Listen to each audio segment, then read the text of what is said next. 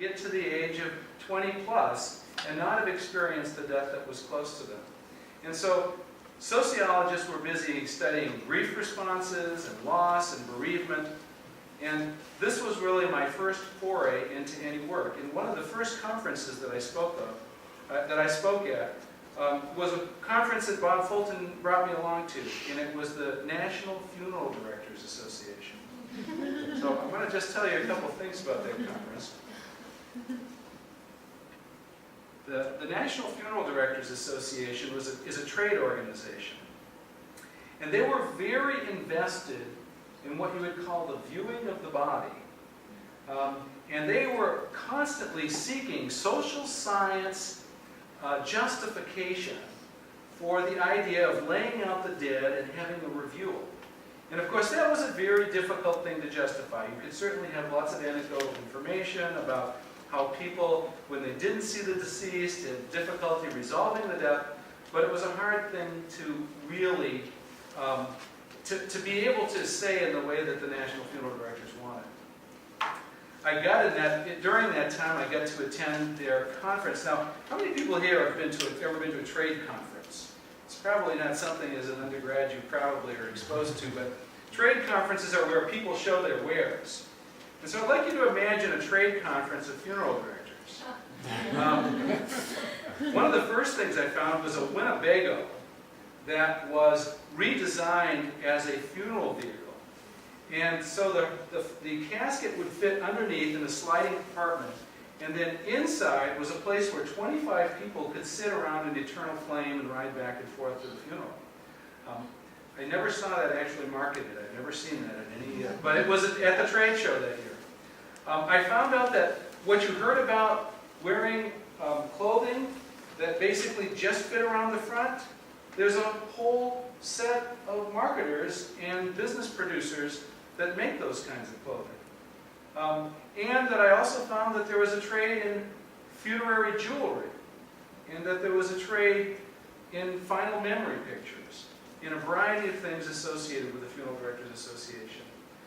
This is one of the places where, at least in my mind, I began to see that there was a hunger for different kinds of information related to social science, but that many, many people wanted to steer you toward the answers that they wanted. And the Funeral Directors Association was one of those groups. I don't think that they were perpetrating anything evil or bad. I just think that they were hoping the answers in social science would be in accordance with the way in which they were marketing their services. The next area in which I encountered an opportunity to do applied research was in the area of hospice care. How many here have heard of hospice care?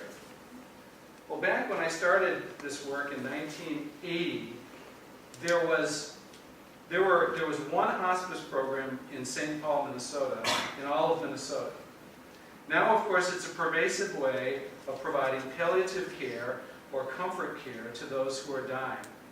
But at that time, they wanted to know, is this a good method by which to provide care to dying adults? And so, this is how I actually got my job at the Wilder Foundation. They found out that I was interested in this topic. I was working with Bob Fulton at the Center for Death Education and Research, and they called and they said, would you like to learn more about this experience? We would like to learn more about the need for hospice care in Ramsey County. Could you come and interview for this job? And so I went and I interviewed, and of course I was a young graduate student, and I had these very palatial ideas that I was going to study hospice all around the world, and I was going to travel, and I came back from the interview, and my wife asked me, well, did they offer you a job? And I said, well, yeah. Will you have a secretary? Yes. And a research assistant? Yes. And what part of this don't you get? Because she didn't understand that I would resist at all the idea of taking a job at the Wilder Foundation and doing this bit of applied research. So at any rate, I went and I took the job and did our first study of hospice care in Ramsey County. One of the things that I took out of that experience was based on one of the very first interviews that I did. I went to a gentleman's home, and his wife had died 22 months earlier, but by the nature of his call, when he said he was interested in being interviewed, I thought that perhaps the death had happened just a little while ago. So I went to his home, and as soon as I got in there, it was clear that he had a lot of unresolved grief. He took me to the room where his wife had died. He showed me the place where she was. He asked me to sit on the bed so he could show me how he had to lift her during the last days of her life. And he began to cry when he talked about his job as a tunnel engineer and how it brought him all over the world, and how many months of the last year of her life he had missed by being out and about and doing this work as a tunnel engineer, and what terrible regrets. And one of the things that I saw there was that people don't always act rationally after a death has occurred. And he had decided to forego his job as an engineer, which was a six-figure salary, and take a job at the local hardware store for a small hourly wage, so that he could be close to where his home was, which is where his wife died. And so he had resolved that issue for himself by essentially doing a kind of penance and being close to the place where his wife had died. This was a very challenging kind of interview to do. But I learned in this process that both the act of caregiving and that the act of providing support and palliation during the death of someone close changes you dramatically. And so we wrote up this study, we published it. I went over to St. Christopher's and gave a talk in England with Cicely Saunders and Bob Fulton. And that was part of my formation as an applied sociologist, and as a person that was very interested in the nature of personal individual problems and how they then related to the kind of work that evaluators and researchers could do as social scientists. The next area that I was brought into, and I want to just make it clear that none of this was my plan. None of this was my plan. I didn't go planning to do a study of the need for hospice in Ramsey County. And I didn't go to St. Paul thinking that I was going to study homelessness in St. Paul. But the experience was such that when I got to Assumption Church in 1982, and Jim Scheibel, who was then a lowly councilman in St. Paul, was trying to bring people together to solve the business problem of what do we do about homeless people that are sitting on the curbs. This was an opportunity to do an applied study to learn about who are the homeless, what are their characteristics and needs, and what is it possible that we could do to address these issues. This homelessness study, which became essentially a benchmark of Wilder's work over the next 2 decades, began with a small $2,000 grant from the St. Paul Foundation.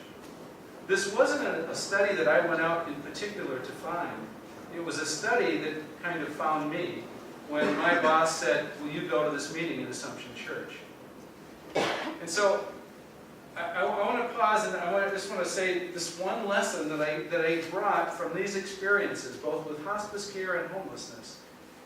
And that is that the river of experience and the river of social issues and problems is flowing. And no matter how you may plan, you may be drawn to that river at any point. And you may decide to jump into that river at any point. And what guides you in that is not for me to say. But the idea of vocation, I believe, captures this very well. That one comes into contact with the needs and the experiences and the problems of the world, and one examines one's own gifts and talents in relationship to those. And suddenly, you find yourself bound up with it. And you find yourself in a kind of inextricable connection to these projects and these initiatives that then carry you for your career and for your life.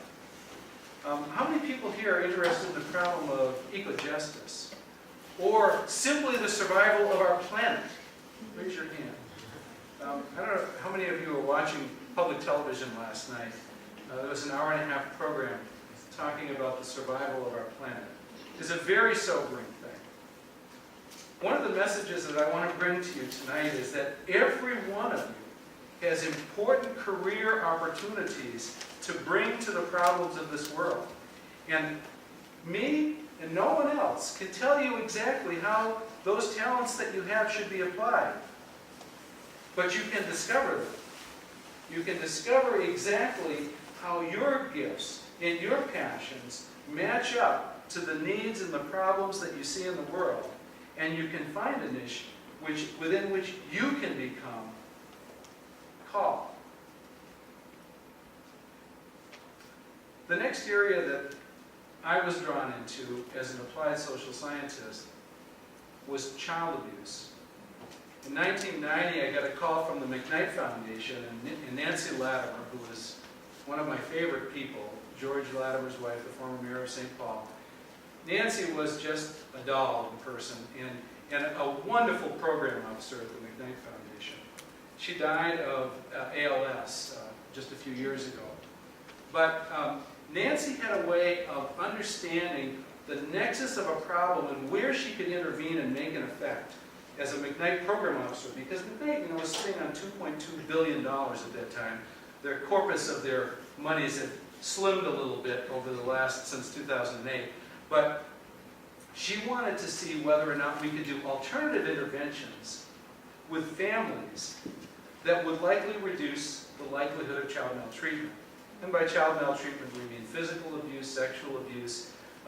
But the majority of child maltreatment is not in either of those categories. The majority of child maltreatment is in the category of neglect, whether it's educational neglect or healthcare neglect, or simply not attending to the needs of your children. Nancy had the idea that it would be possible, by giving families incentives to become involved with agencies or service providers that they selected themselves, and giving them some resources to do that and some latitude about how to define a path ahead, that they could then attend to and address the reasons for why there was an issue of child abuse in that family. And we did in applied research at the Wilder Foundation, you don't get to do too many experimental design studies. How many here know what an experimental design is? I'm not going to test you on it.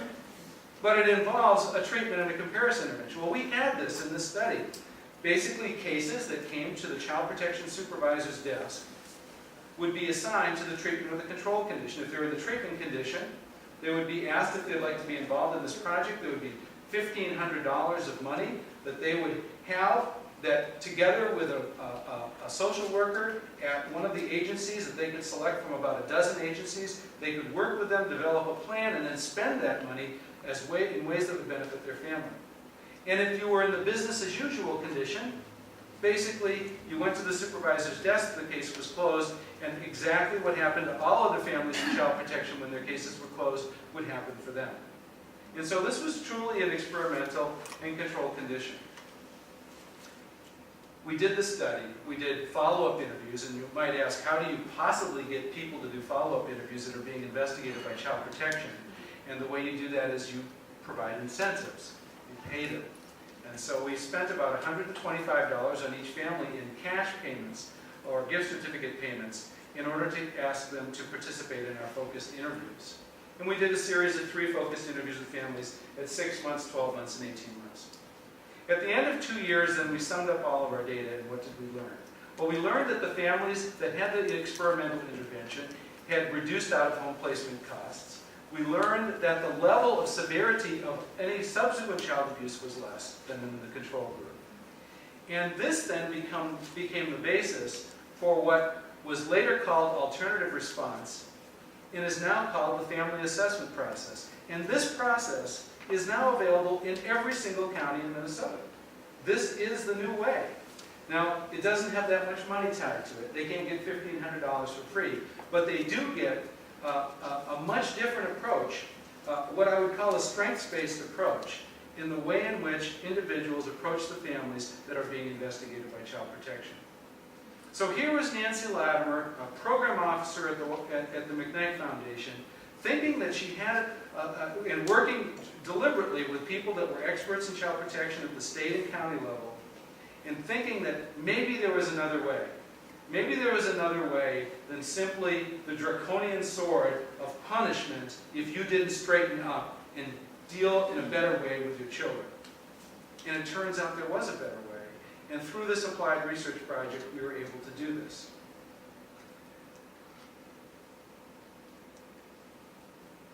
Away from these experiences, the experience in looking at grief and loss, the experience with hospice, the experience with homelessness, and the experience with child abuse, is that there are an unlimited number of issues that are awaiting us as sociologists and social science students, as college graduates, as young people with minds ready to consider all of the opportunities that are in front of you. And quite honestly, I think one of the hardest things for me to do is to fight the occasional sense of hopelessness that wells up in me. Sometimes I do feel, when I watched that hour-and-a-half program on the survival of the planet on public television last night, I have to say, I had an overwhelming sense that we might not be able to catch the planet before the tipping point. I worry about that. But my worry isn't going to help. But your investment as young students, eager minds, able to look at problems in a new way, able to look at them from a new perspective, able to see them through the eyes of a different culture, your experience could make a difference.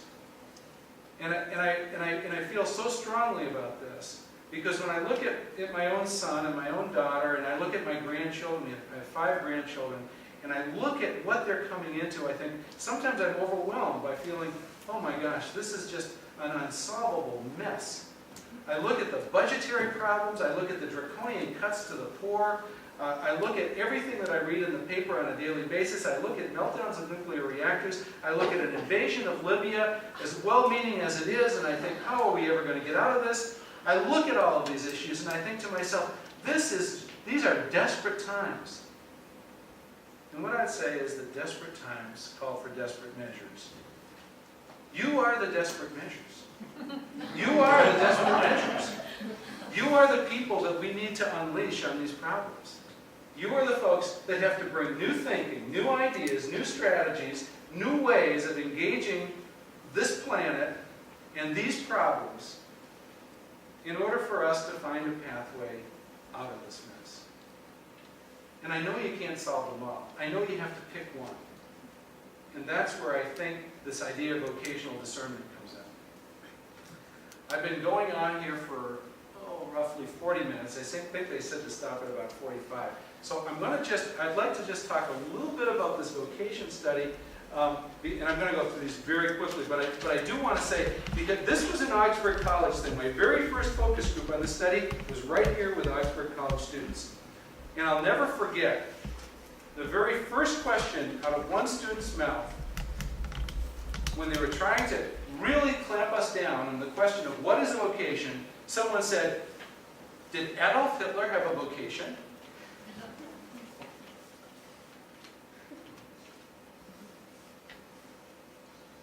I'm not going to answer that question.